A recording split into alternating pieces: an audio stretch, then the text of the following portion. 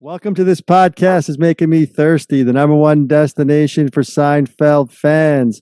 This episode 93. Today's guest is a renowned chef and beloved TV personality.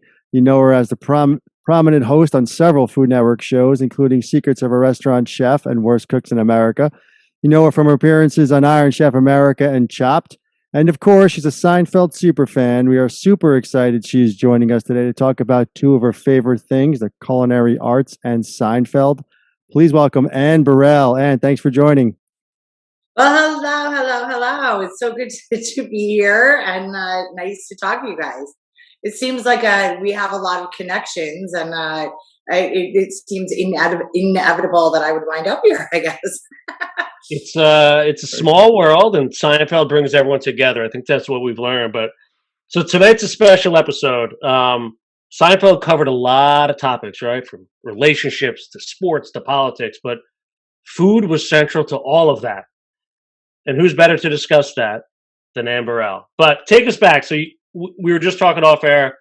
Upstate girl from the same town area that Siobhan Fallon's from.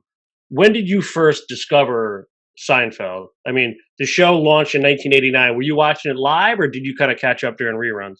Oh, no, I watched it live. Like, it was the thing. I mean, back in those days, it was like, oh, set your DVD or your VCR. And it was like, all right. And trying to teach my mom how to set the VCR. I feel like that now whenever I'm trying to do anything tech related, especially during the pandemic. I get my husband's 16-year-old son to do it for me. And I'm like, every single day, I feel like I'm turning into my mother. I think that is a big theme in Seinfeld as well. You feel yourself turning into your parents. So yes, definitely I would watch it when it was on, and then it would be the whole topic of discussion the whole next day.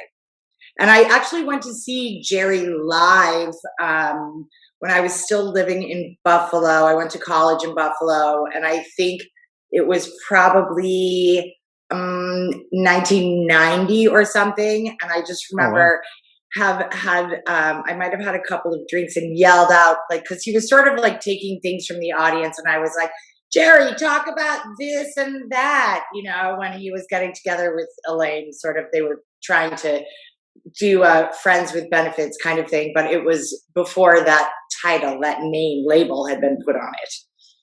Very cool. That's awesome. Very cool. Good catch. That's an early episode, one of our favorites, this and that. So the deal. Cool. All right. So should we pull it up? Yeah, go ahead. Pull it up, O'Hara. All right. Give me 1 second. We're going to dive into some still shots of the show that have to do with food, and Anne's going to give us her take on some of these. Can you see the screen, Anne? I can. So I believe this is the one where Jerry gets the grocery list or the fruit list from Kramer. Yes. Because the peaches were watery and he was going to try to return a peach or something like that. And then they end up both getting banned from the fruit store. Yes. So is it true that Kramer says, you can't get a good piece of fruit in a supermarket? Is that, would you think that's true, or is it, should you be going to fruit stands for your fruit? I mean, where are fruit stands anymore? Yeah, exactly. Let's say that. I will say I just moved to Brooklyn, and I found a sort of fruit stand situation like this, and I'm like, it kind of, the first time I went there kind of made me think about this. It was peach season, and I was like, oh, let's try some peaches and see if they're watery. So, I mean, to try to avoid this whole situation, I shop seasonally at farmers markets, like buy what's in season. It's usually the best. And peaches are best in the summer, at least in this area. Good advice. I like it. Yeah, and this episode had me start eating mango. So there you go.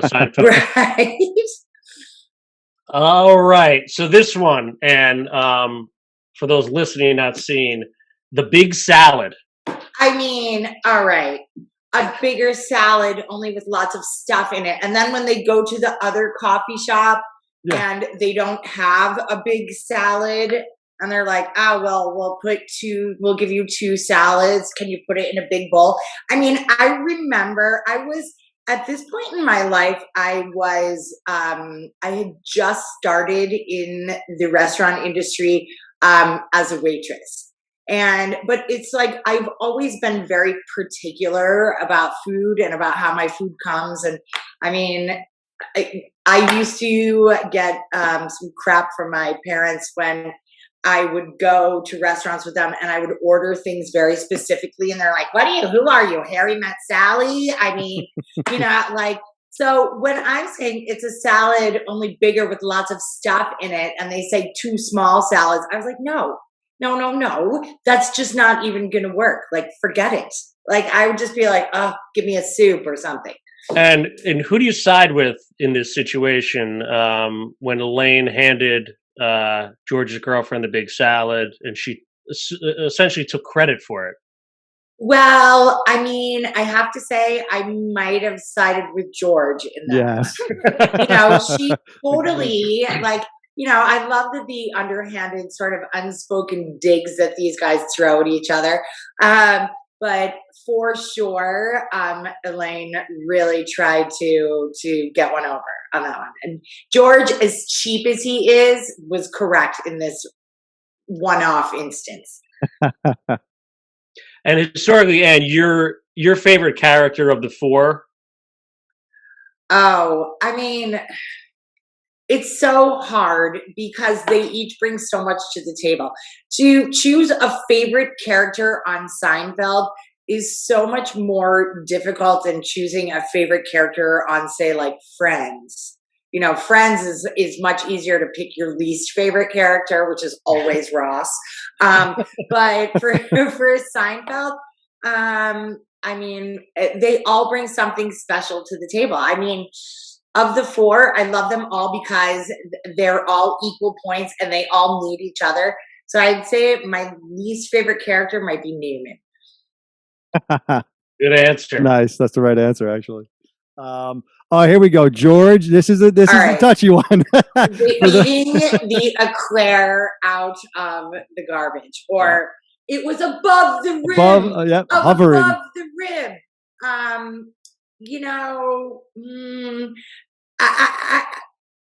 I might get a lot of crap for saying this, but if it was in my own house.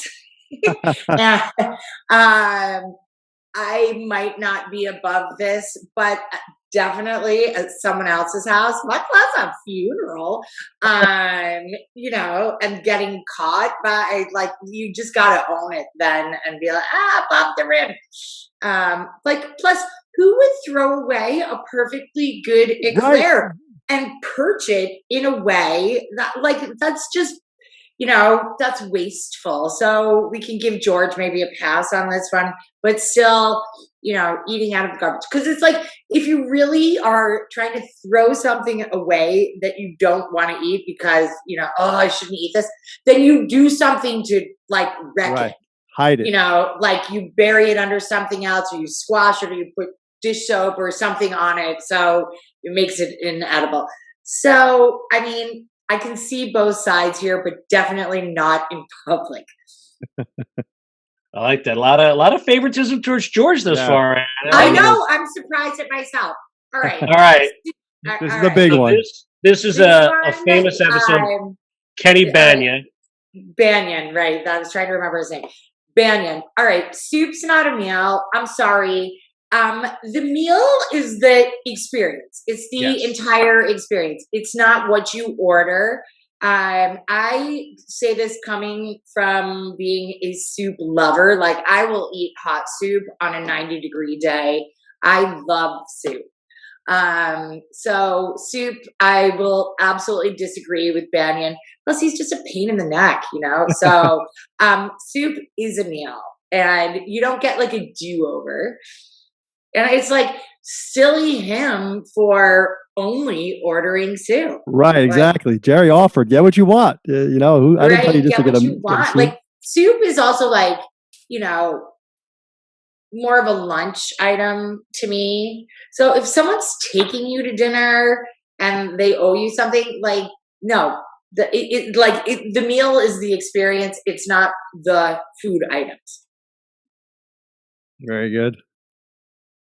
Oh, this is the babka. So we actually spoke to Catherine Cates, the woman who sold the babka here. So they wanted a chocolate babka, but they had to They had to rely go on the for cinnamon babka. and there was a hair on it. Yes. And so honestly, because when I saw the slides ahead of time, I hadn't remembered exactly all of this, so I watched this episode this afternoon. I did my homework, and I was like, they could have solved a whole lot of things here by picking the hair off, giving the slice of the cinnamon babka to the mean woman that took the chocolate babka.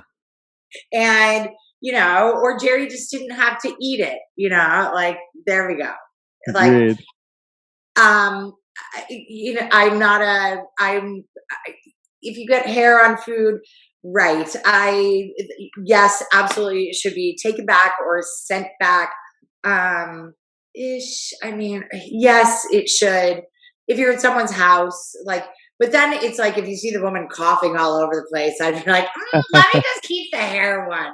Especially, in these days. Everything. What is that, COVID babka? What is a babka, like, exactly? It is it's a sweet sort of bread. It comes from the Jewish tradition that it can have chocolate in it, or cinnamon, or sweet cheese, or apples.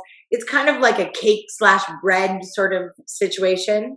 So the only reason I would bring it to a party is because I would reference this episode. But you bring that to a nice get together? I never have. But that doesn't mean that people don't.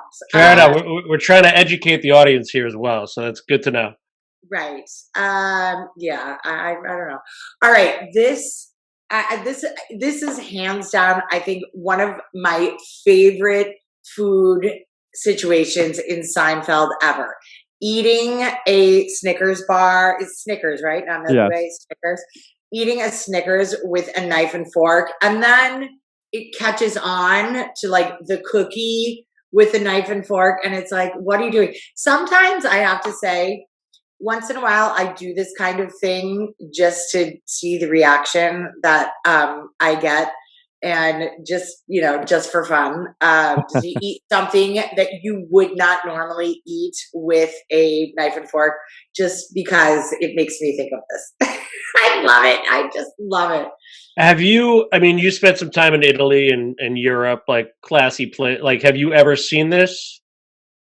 Eating a candy bar with a knife and fork? No, but I will say in Italy, they, because pizza is very different in Italy than it is here. So pizzas are, they're usually come in like individual sizes.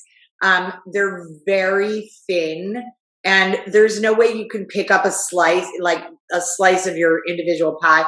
They're so thin, and there's toppings on it. So they won't, they get very flaccid. So everyone in Italy eats pizza with a knife and fork, which, I lived there for a year. I thought of this constantly. Huh. I'm trying to think who just did that recently. Was it, maybe it was de Blasio, I think, when he was running, they caught him eating with a knife and fork. Get out. He was always the one that was like, oh, you got to fold your slice or you're not a New Yorker. And I'm like, you're going to have whatever. One more week of that guy and he's out. He's out. All right. All right. So here we go with Babu's Dream Cafe. And it's Pakistani cuisine, right? Yes. And then he changes to everything, and he has all the different cuisines in there. All right.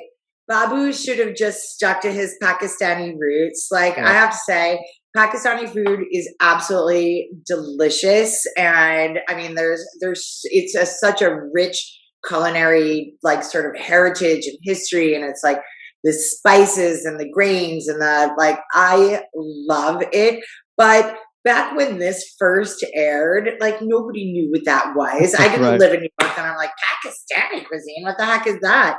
But when I moved to New York and started working in the restaurant industry, I found a few sort of like cab stands where the taxi drivers would go, and you could get a whole like bunch with like rice and curry and lentils and all kinds of deliciousness for like I think it was like $3, and it would be more than you could eat for one meal. And so I used to do that a lot when I first moved to New York and when I was broke. So, So Babu closes down because it just didn't work out. What in your mind makes a good restaurant? Is it the ambience, the food, the location, and all the above, the service? Like what? How does that? You know what I'm saying? Like this place kept closing down in that location. Jerry found. I was curious what Well, I mean, it's also ingredients. what Jerry lived on the Upper West. Yeah. So I can't imagine that this would have fared so well on the Upper West. I think if Bobby had moved a Pakistani place downtown, that's what I would say location. He probably would have done much better. fair enough. Yeah, and this is like I guess probably in 1992.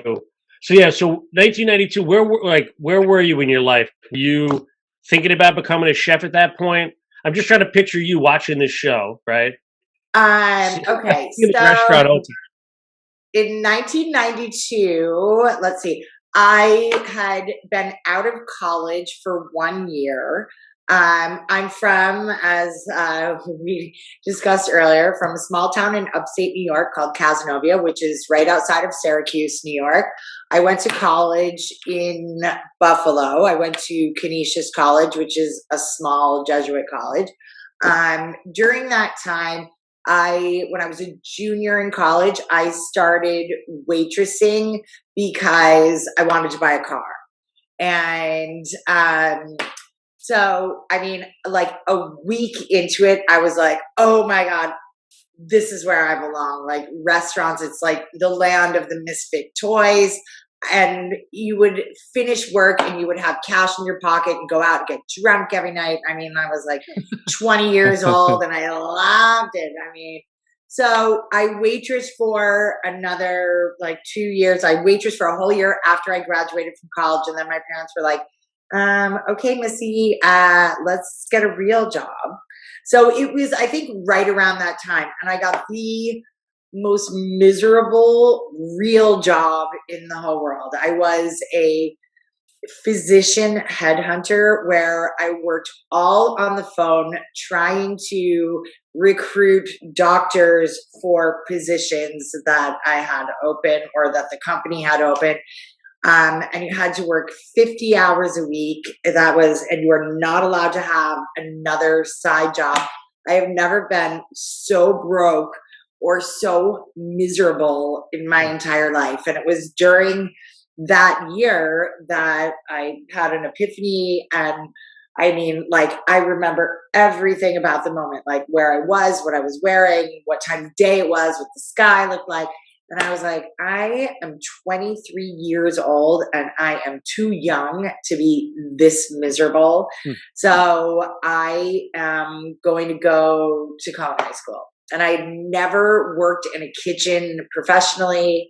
I moved home after being out of the house for 6 years. And let me tell you, once you move out of your parents' house, you should never, ever, ever, ever move back. But I got a job as a prep cook, and I did that for a year and then was accepted to culinary school and did that. So it was during this year, but I was like just not at a super happy point in my life where I was like, is this what being an adult is all about? And then I would watch Seinfeld and I'm like, oh my God, like, wow, this is really hard. Everything about it. It was just kind of at a great time where I was like discovering who I was as a person, as an adult, like coming into myself, and like all of these kind of scenarios and stuff just like made life funnier and easier, and just to be like, oh, it's not just me that has these kind of troubles. That's a great story, and I think I saw you quoted once that you never want to work in an office. So there, you're not like George. You got a little Kramer in you. You just want to. Right, a little Kramer, a little Jerry. I mean, Jerry never worked in an office either. I mean, I don't know, the episode I think that I was watching about the Babka today was Jerry's like, I don't know, or I watched a couple today and Jerry's like, I don't know, I've never had a job. Right. That's kind of what I feel like myself. Like, I have a job where I work like gangbusters for a couple of months at a time. And then, it's sporadically until I go to work for a couple of months at a time again. And I kind of say, I kind of love that schedule. Can't beat it. Yeah. All right. If you remember this, Cartwright. This So how long do you have to wait for a table? I mean, what's in a acceptable? Chinese restaurant, I mean, especially like one like this, you should have to wait like 6 minutes at max. That's a long wait.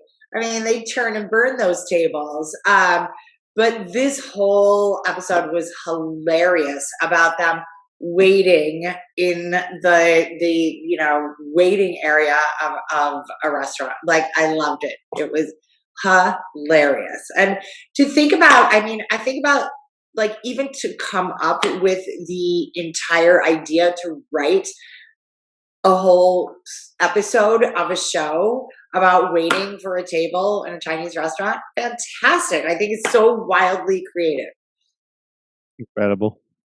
This is Kramer getting a gyro in Queens. I lived in Astoria for a couple of years, and great Greek food. What do you think about this? I'm curious your take on street food and gyros in New York City.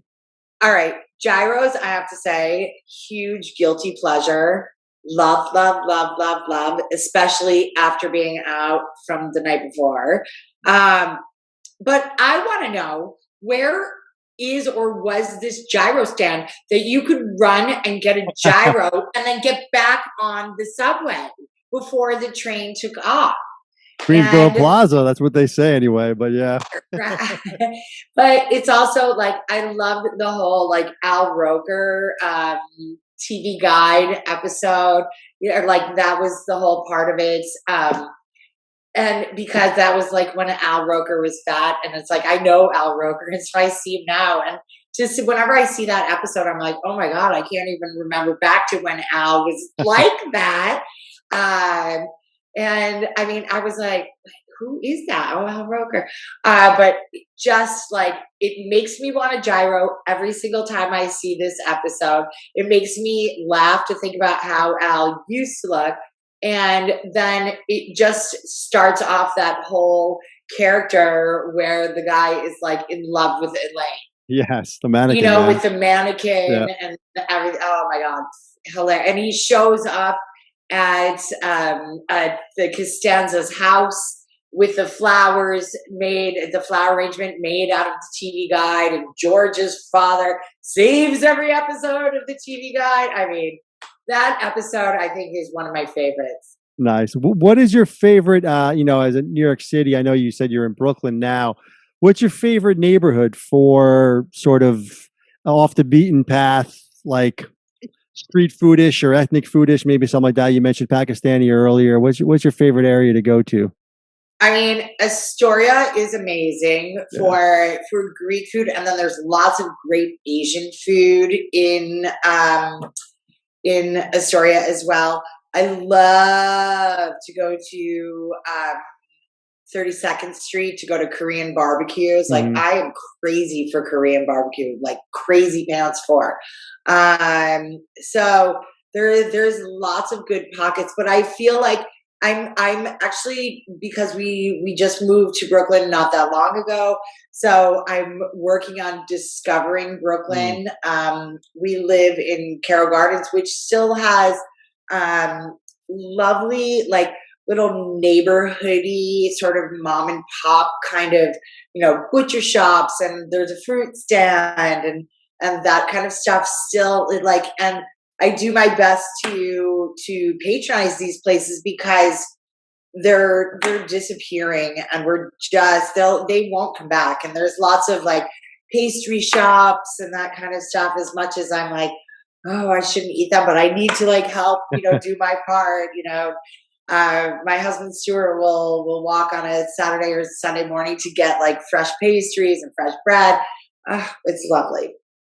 Nice. So this one, the non-fat yogurt, this seemed to be a craze in the 90s where, ice cream, you name it, they labeled it non-fat and people got hooked and ended up gaining. Oh, believe me, I graduated from college in 1991.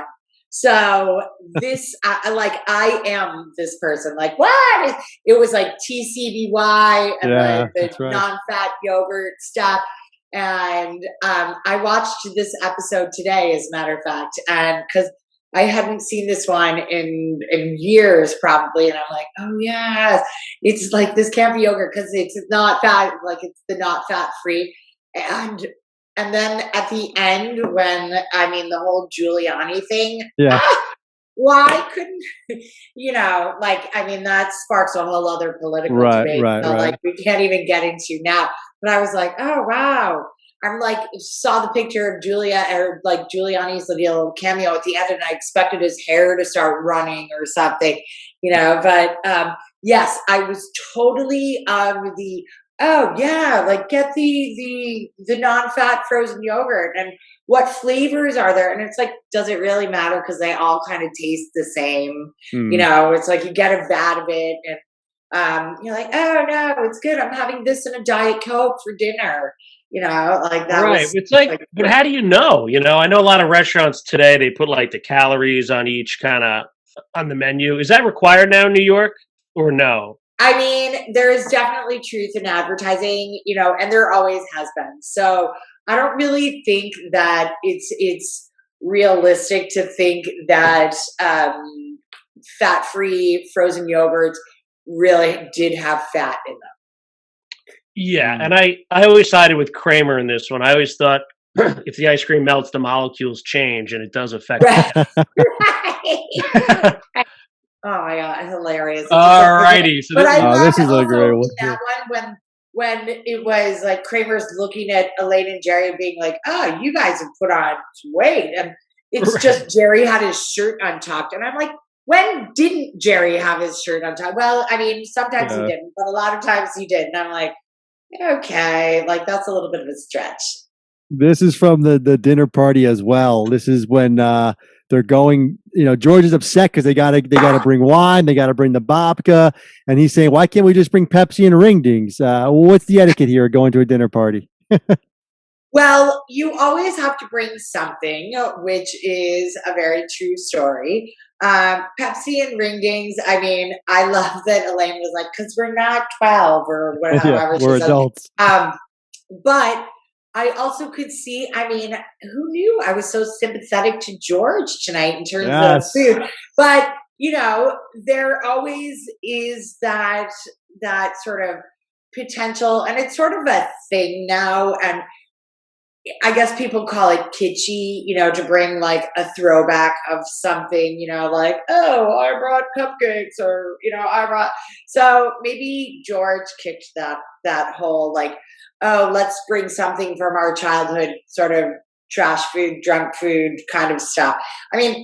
Soda, maybe not as much, but, ringdings, I think he wasn't wrong on that. Yeah, and I also agree with him. Why do you need a chore? It's like they have a chore to do now. Just it's not good enough they go to the party. Now they got to go. There's a whole chore they got to go do. It's hilarious. Right. Yeah, being an adult's tough. All right, so this is just one of our favorite episodes, but shrinkage, the whole thing. But I've always wanted to try this lobster and eggs. I don't know why I haven't. Like, is that a common breakfast meal in high society?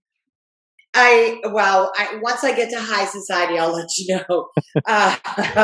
But lobster and eggs, sure, of course. The whole thing is like this whole episode is brilliant. It really does crack me up. And then the whole thing is I'm not a lobster fan. Like people are like, you have lobster, and I'm like, oh, good, great. I'd rather not. But um, so yes, the whole thing about poaching the lobsters, the whole thing about sneaking food into stuff when people are like, "Ew, I don't like that," and I'm like, "I bet you if I made it, you would," Yeah. kind of stuff. Like I mean, there's the religious aspect in here, right? The kosher, was she Right, kosher? right, yeah. Right. So, that aside, that oh my this episode, I mean, there's so much more to this episode than just the food. It's like, the boobs, the shrinkage, the lobster poaching. But yes, to sneak food into, or to try to get someone to eat that they automatically think, oh no, I'm not going to eat that, or to get them to like it, is like, to me, that's just a throwdown. Like, I will get you to eat anchovies and like them. I will get you to eat, like, whatever it is you say you don't like, and you'll like it. But George, Chicken liver, I get you to eat. Yeah. George has a point here, Ann, though. Like the lobster, like when I cook shrimp, I got to get it out quick, right? Because it does shrink, right? Well, I mean, all food shrinks when you cook it. I mean, you think about, you The take water, right? protein, any sort of like steak or anything, fish, you put it in a pan, and the minute that you start to put it in a hot pan and heat gets to it, it does this. It shrinks. We just wanted to get you to shrinks. All right. It here we go. totally, I mean, in terms of food cookery, yes, there's definitely shrinkage.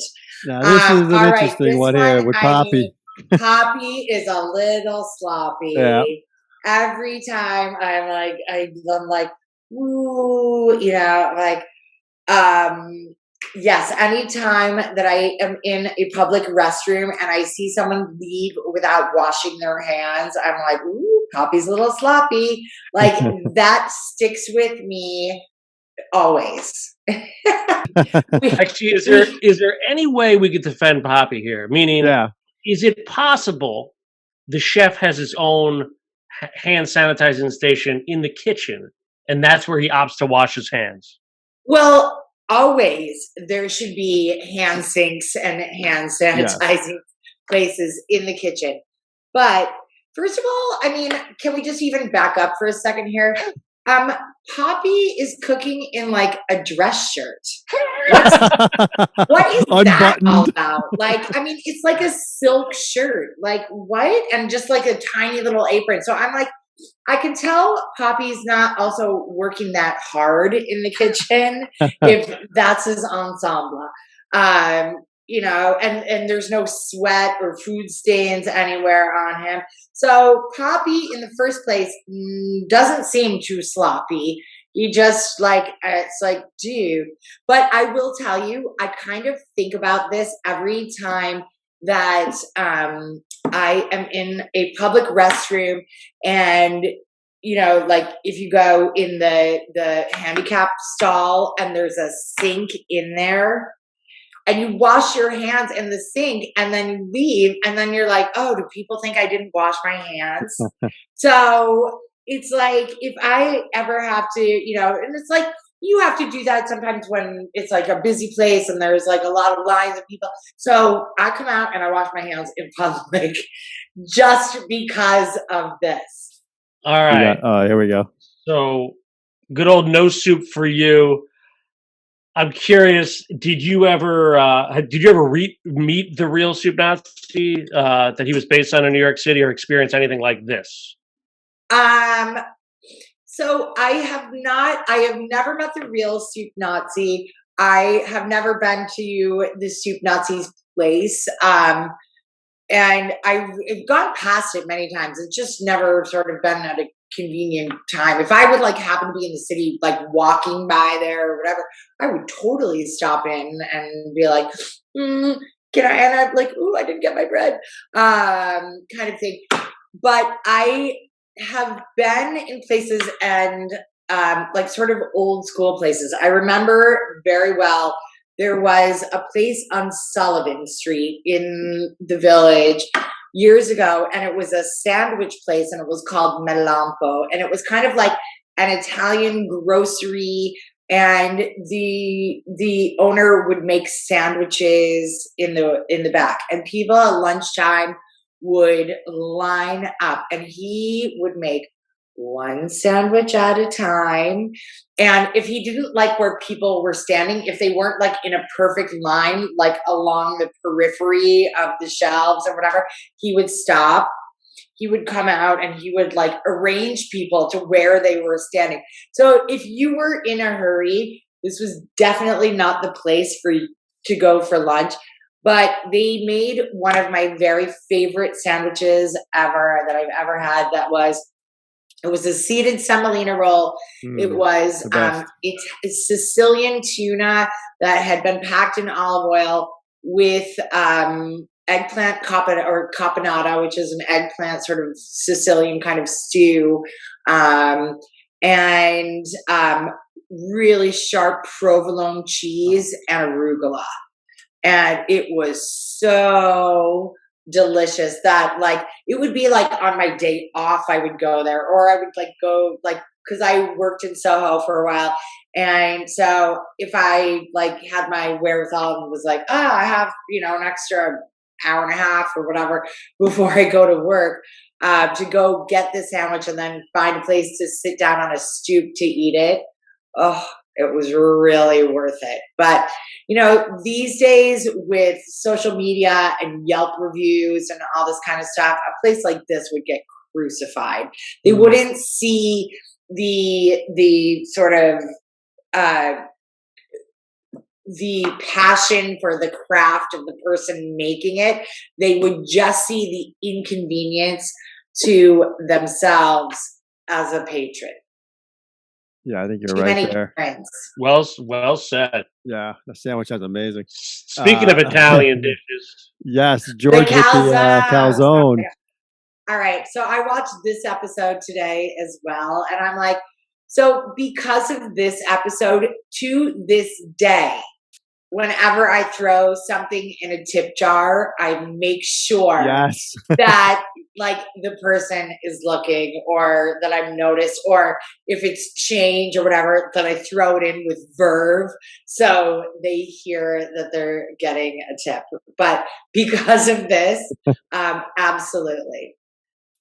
And we know you're a big Yankee fan, and Mr. Steinberg likes his calzones, but I'm curious if he would like it with how do you make it? Broccoli rabe and sausage? Broccoli rabe, sausage, and was there ricotta in there? Oh, yum. Yeah, that looks good. Thanks. That looks good. Yeah. Broccoli rabe, I love so much. Broccoli rabe and sausage. Like, broccoli rabe is like a bitter green that, you blanch it and then saute it with lots of olive oil and garlic. So it's like bitter and vegetable-y, and then you put it with Italian sausage that's fatty, and I like it with a fennel sausage.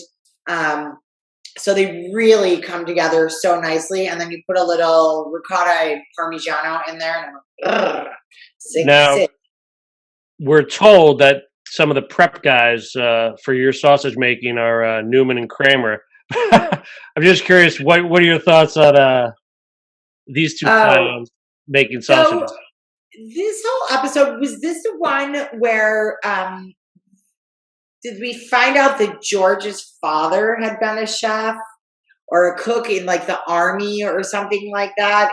And they were making, and I'm like, they have sausages hanging everywhere, and I'm like, I just love so much how Kramer does everything in Jerry's apartment that's messy. Yeah, exactly. He's watching how to make a sauce. He says to Jerry, I want to watch a video. And then Jerry comes home and sees this. He goes, yeah, I was watching the video, how to make sausage. Right. Like, it's so funny because I've worked in a lot of restaurants. I spent some time, a couple of years teaching culinary school, and on Worst Cooks, I teach the worst cooks in America how to cook. And, when periodically every few seasons, like the producers think it's great to like, all right, let's pull up sausage making. There is nothing that is not funny or gross, kind of. I mean, like, there's so many jokes about sausage making that you can do that it's like, so I'm like, all right, let's go ahead, have a big laugh, get it over, and like, and there we go. We're gonna, because there's so many jokes. But there was one season of Worst Cook Celebrity that we were doing, and it was Nicole Sullivan, who was a series regular on The King of Queens. She was the dog walker. So she had her sausage maker going, and so she was like putting the casing on the horn, as we call it, and she turns it on and it starts like kind of like farting out air, which is normal for sausage making. And then you let it go, you tie a knot in it, and all of a sudden a giant sort of like air fart came out. Nicole says, "Oh my God, it's like a condom for the invisible man." It was one of the funniest things I have ever seen. Like, I had to stop, and I'm trying to be like strict old mean Chef Anne. And of course, like I'm like having a big fat laugh myself. I mean, because there's nothing that's not funny about it. That's incredible. Yeah. And they say, you don't need to see the sausage being made. Oh, muffin tops. I mean, hello. These are a thing now. I saw them the other day at a farmer's market. I saw these being sold. I was just going to say this. Like a friend of mine the other day was like saying, "Oh, when I walk my son to school every day, we get a muffin top." And I'm like, "A muffin top?" And I'm like, yes, they actually sell just muffin tops now. I can't believe that it has taken this long, though, for like muffin tops to be able to be a thing. What is it, like 30 years? I mean, come on. But it's so funny because I'm like, the stumps, like, like Kramer trying to get rid of the humps, the stumps, the homeless people don't even want them, trying to do like the short bus tour to try to get rid of the muffin stump. But I'm like, there's so many things. Like, see, I think people on the flip side should do like muffin stumps. There's a lot you can do with those. Yeah, that'll be the next craze. But I mean, it's incredible. Like we're going through all these scenes. How food was so central to this episode. So we got a couple more here, Anne. But the rye. Schnitzers. It's schnitzers, right? Schnitzers, Marble rye. exactly. Got to take buses to get that rye.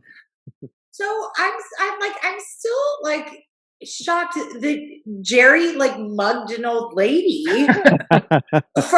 like what? Like, Jerry, you mugged an old lady for her rye bread. Like, you could have at least like grabbed her rye bread and handed her a 20 at the same time. Like, and then like trying to fishing pole it up.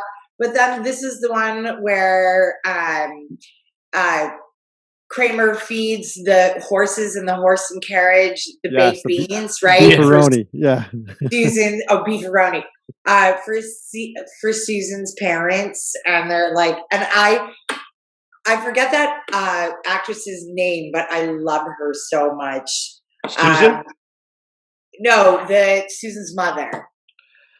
Oh yeah, I forgot it too. She was Twin Peaks, right? And she was in Big Love. She was like the mom. It's like she's been in so many things. No, but this episode, I mean, with the dinner, yeah. And I'm like, oh my God, you people just make everything so much more difficult. And like, you didn't have a tote bag. You couldn't have run it upstairs in a tote bag, or something. And it has to be the rye. Oh my God. But that's the etiquette. Like, is it if you bring something and they don't serve it, are you allowed to take it back? I've done it. I've taken it back. Really? I took a bottle of wine back once. Very good friends, though, because like to me, you didn't use it. Huh? Whatever it is, no, you bring a gift and hoping that people are going to like it. I really try to be thoughtful about who I'm bringing stuff to, but it's like, here you go. And then you can't be petty about it. Like that's just a thing. You gotta like release it. Yeah, And it's like, the Costanzas are a different animal, right? yes, they sure are. All right, the Kenny Rogers chicken Yeah. one. I mean, the whole thing about I was because I was remembering this today, or this slide today when I was watching the other episodes. Well, they were having a little chit chat in Jerry's apartment, and I was like, he always had 8,000 boxes of cereal, but I feel like this is the only episode I ever saw anyone eating cereal in. And that's when they put tomato juice on the Oh, yeah. cereal because they think it's milk because their eyes are so blinded from the Kenny Rogers Yeah. Rods and cones. sign. And the whole idea of Newman and Kramer eating, and I was like, they must have made the chicken extra super greasy for the when Kramer and Newman were eating the chicken in bed, in Jerry's bed. I'm like, oh my god, horrific, because I'm just like thinking, ugh, grease like all over the sheets, and I'm like, no, just no.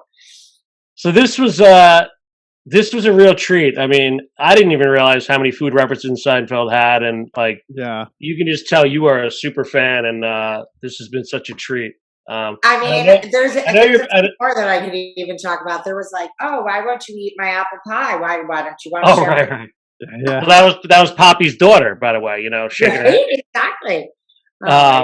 So this is a treat, and I know the Rangers game is on, so even more special that you came to talk with us tonight. This was a blast.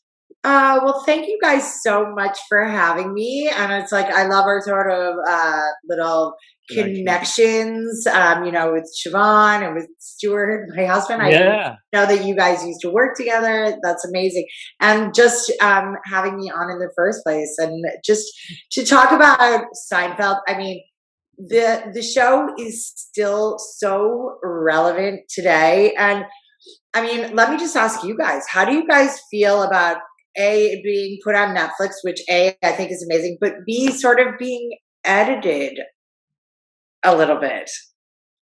Well, I don't think it should be edited. And then the Netflix thing we bring up a lot. I'm more of a, when I think of Seinfeld, it's kind of when I'm flipping through the channels, and if I see it, I stop and I stay on it, right? Netflix is more like you have to go and find it. And listen, we've seen every episode. It might be a generation thing there, but I don't know. I agree with O'Hara. We're of that generation of flipping channels. It's great, but I like the kind of surfing, and then if it's there in the middle of an episode and I see like shrinkage or something, I'm hooked. Right. I mean, I sort of feel that about Seinfeld as well. Like if I'm flipping through the channels and I'm like, ooh, Seinfeld, so I'll put it on Seinfeld while I continue to flip through the channels, or I'm like, if nothing else is on, I'll comforting, just have it on right, there. but it's still, I mean, there's so many scenarios that still stand up today, and I very much appreciate it. Yeah, of course. I mean, the whole thing, Stan. I think it's interesting. You mentioned the Chinese restaurant. It's outdated in the. They have George waiting for the payphone, and it's very all those kind of references. But the core of everything is never going to be outdated. Like the relationships, and the humor, it's never going to be outdated. It's timeless. But I feel like so many of the things, and are we getting too, I mean, this begs a whole other big conversation, but are we getting too sensitive? I mean, why can't we all just laugh at ourselves and own that? And, things just have become so sort of contentious that people are so prickly about so many things that it's like, all right, settle down. It's comedy, from your mouth to God's ears. I mean, it's comedy. Like, let's just laugh. That's it.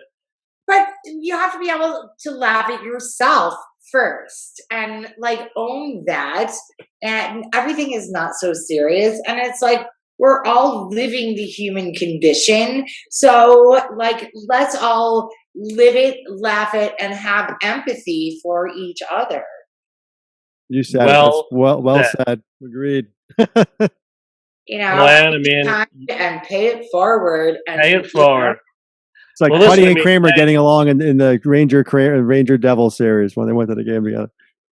Well, I mean, I have to say, the Rangers, thankfully, are doing really well Yes, they this are. year. They're Not back. good. We'll take it. I think I've been to 5 games so far this year, and they've won every single one. So I like to consider myself a good luck charm. I was really bummed out when Shesterkin got hurt the other night, but hopefully he'll be back soon. Little Band-Aid, he'll be fine. Yeah. Right? I mean, on his hamstring or whatever it was. But I think it will also give Georgiev, like, hopefully a little confidence boost. You know, that's what I'm hoping. Look at you. We could talk sports, Seinfeld, and food with you all day, Ann. Love it. This Right? is so There great. we Thank you go. so much, Ann. This was All amazing. right. Thank you guys so much for having me. It was really nice to chat with you. You It was too. awesome. All right, Love have the a great shirt night. too. Love the shirt. All right. Thank you guys. Thanks so much, Bye. Ann. Awesome.